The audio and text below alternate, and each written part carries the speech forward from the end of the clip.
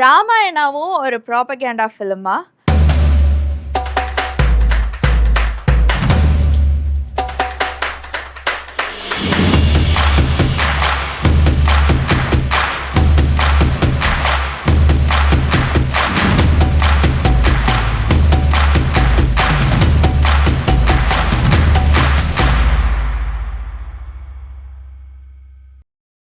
Welcome to Shruti reacts. இதில் நம்மளை சுற்றி நடக்கிற விஷயங்கள், சில நியூஸுக்கெல்லாம் நம்ம குவிக்காக ரியாக்ட் பண்ண போகிறோம்.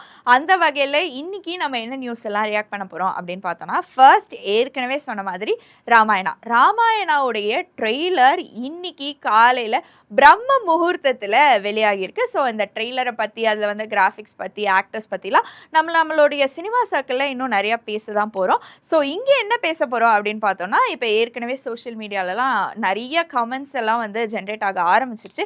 என்ன சொல்கிறாங்க அப்படின்னா வந்து, இதுவும் துரந்தர் மாதிரி ஒரு ப்ராபகேண்டா ஃபிலிமா, அதுக்கு தான் இந்த ட்ரெய்லரை இப்போ ரிலீஸ் பண்ணியிருக்காங்களா அப்படின்னு சொல்லிட்டு யங்ஸ்டர்ஸ் எல்லாம் கேட்குறாங்க.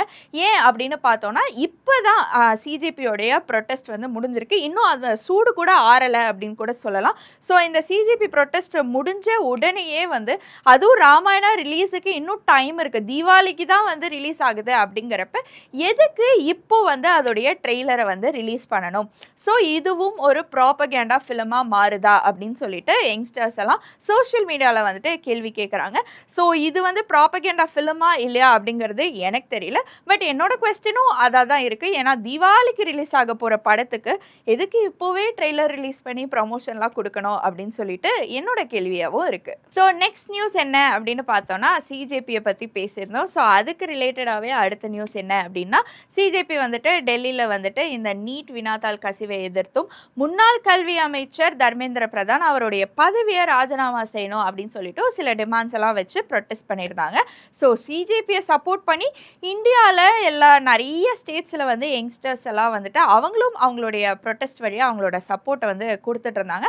அதுக்கு ஒரு விளைவாக, அதுக்கு ஒரு ஆன்சராக வந்துட்டு இப்போது இந்த தேர்வு வினாத்தாள் முறைகேடு மசோதா பார்லிமெண்ட்டில் தாக்கல் செய்யப்பட்டிருக்கு.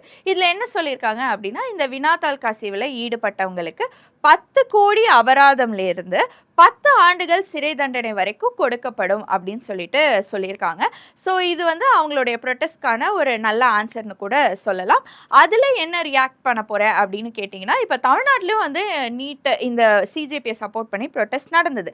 ஆனால் விஷயம் என்னென்னா, தமிழ்நாட்டில் அவங்க என்ன ப்ரொட்டஸ்ட் பண்ணுறாங்க அப்படிங்கிறத தாண்டி இவங்க நீட் எக்ஸாமுக்கே வந்து எதிர்த்து ப்ரொட்டஸ்ட் பண்ணுற மாதிரி, என்ன நோக்கத்தில் ப்ரொட்டஸ்ட் பண்ணுறோன்னு தெரியாமல் கொஞ்சம் மாறி ப்ரொட்டஸ்ட் பண்ணாங்களோ அப்படின்னு சொல்லிட்டு நான் ஃபீல் பண்ணேன். நீங்களாமும் என்ன ஃபீல் பண்ணீங்க அப்படிங்கிறத வந்து கமெண்ட்ஸில் சொல்லுங்கள். ஸோ அடுத்த நியூஸ் என்ன அப்படின்னு பார்த்தோன்னா, பல காலமாக தொடர்ந்துக்கிட்டே வர ஒரு பிரச்சனை, கர்நாடகா தமிழ்நாட்டுக்கு இடையே இருக்கிற தண்ணி பிரச்சனை தான் வந்து நம்மளுடைய அடுத்த நியூஸ். அதாவது இப்போ வரைக்கும் தமிழ்நாட்டுக்கு வர வேண்டிய, விவசாயத்துக்காக வர வேண்டிய தண்ணி இன்னும் கர்நாடகாவிலிருந்து வரலை. ஸோ அதை கேட்டு நம்மளுடைய தமிழக முதல்வரான விஜய் வந்துட்டு ஃபோன் மூலியமாக கர்நாடகா முதல்வர்கிட்ட பேசியிருக்காரு. இன்னும் தண்ணி வரலையே, எப்போ திறந்து விட போகிறீங்க அப்படின்னு கேட்டதுக்கு கர்நாடகா முதல்வர் என்ன சொல்லியிருக்காருன்னா, டேமில் வந்து எங்களுக்கே போதுமான தண்ணி இல்லை, அதில் வந்து நாங்கள் எப்படி உங்களுக்கு வேற கொடுக்கறது, இன்னும் தண்ணி எங்களுக்கே வரல, நாங்கள் வந்து வந்தப்புறம் நாங்கள் வந்து கொடுக்குறோம் இப்போதைக்கு, ஆனால் நாங்கள் டேமை வந்து திறக்கிறதா இல்லை, நாங்கள் சொல்கிறத நீங்கள் நம்பலைன்னா நீங்கள் வந்து நேர்லேயே வந்து டேமை ஆய்வு செய்யலாம், அதுக்காக நாங்கள் உங்களுக்கு ஹெலிகாப்டர்லாம் கூட ஏற்பாடு பண்ணுறோம் அப்படின்னு சொல்லிட்டு சொல்லியிருக்காங்க. ஸோ நம்மளுடைய தமிழக முதல்வர் விஜய் கர்நாடகாவுக்கு போறாரா இல்லையா அப்படிங்கிறத வெயிட் பண்ணி பார்க்கலாம். ஆனால் என்ன கேட்டால் அவர் வந்து இந்த பயணம் மேற்கொள்கிறது வந்து நல்லதாக இருக்கும்னு நினைக்கிறேன். தமிழ்நாட்டுக்கு மட்டும் கிடையாது, அவருக்குமே பர்சனலாக ஒரு புது பொலிட்டீஷியனாக, ஒரு சிஎம்மாக, ஒரு டெசிஷன் மேக்கிங்க்கும் ஒரு எக்ஸ்பீரியன்ஸுக்கும் இது வந்து ஒரு நல்ல சான்ஸாக இருக்கும்னு நான் நினைக்கிறேன். ஸோ நெக்ஸ்ட் நியூஸுமே வந்து கர்நாடகா ரிலேட்டடாக தான். என்ன அப்படின்னு பார்த்தோன்னா, இப்போ வந்து புதுசாக 7,000+ யங்ஸ்டர்ஸுக்கு ஹெச்ஐவி பாசிட்டிவ் இருக்கிறதா சொல்கிறாங்க. ஸோ இது காலேஜ் ஸ்டூடெண்ட்ஸ் அப்படின்னு ஒரு ஸ்பெசிஃபிக் கேட்டகரி மட்டும் இல்லாமல் 18லேருந்து 25 வயசுக்குள்ளே இருக்கிற யங்ஸ்டர்ஸில் 7,000 பேருக்கும் மேலே புதுசாக ஹெச்ஐவி பாசிட்டிவ் இருக்கிறதா வந்துட்டு சொல்லியிருக்காங்க.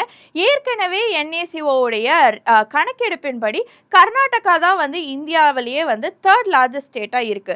எதுக்குன்னா HIV பாசிட்டிவ் இருக்கிற பீப்புள் வாழற ஸ்டேட்ல கர்நாடகா தான் 3ர்ட்ல இருக்கு. அந்த வகையில ஏற்கனவே 23, 24 உடைய ரிப்போர்ட் படி 44,000 நியூ பேஷண்ட்ஸ் வந்து வந்ததா சொல்றாங்க.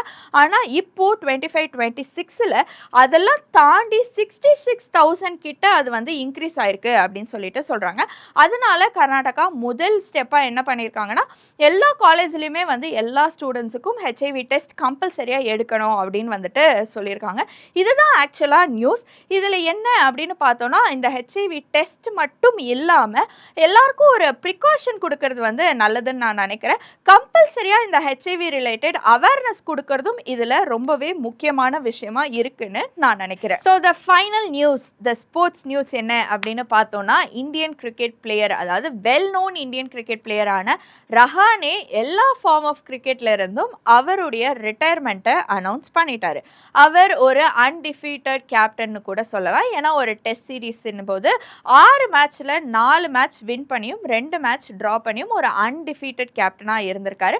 அதே மாதிரி சில செஞ்சுரிஸ் எல்லாமும் கொடுத்திருக்காரு. IPLல கூட ரெக்கார்ட்ஸ் எல்லாமும் வச்சிருக்காரு. இதெல்லாம் தாண்டி KKR அணிக்கு ஒரு பலமான ஒரு முக்கியமான பிளேயராகவும் இருந்திருக்காரு. ஸோ அவருடைய ரிட்டையர்மெண்ட் இன்னைக்கு இந்த ஸ்போர்ட்ஸ் வேர்ல்ட்ல ஒரு சோகத்தை கிரியேட் பண்ணியிருக்கு. ஆனால் இதுக்கப்புறம் அவரை எங்கப்பா பார்க்கறது அப்படின்னா, கண்டிப்பாக பிளேயர்ஸ் ரிட்டையர் ஆகிட்டா அடுத்து கமெண்ட்ரியில் பார்க்கலாம். ஸோ இதுதான் வந்து இன்னைக்கான நியூஸஸ் அண்ட் ஸ்ருதி ரியாக்ட்ஸ். இதே மாதிரி இன்னும் இன்ட்ரெஸ்டிங்கான நியூஸை டெய்லி உங்களை வந்து சந்திக்கிறேன். உங்களுக்கும் ஏதாவது நியூஸ் எல்லாம் இருந்தால் கண்டிப்பாக கமெண்ட்ஸில் சொல்லிடுங்க.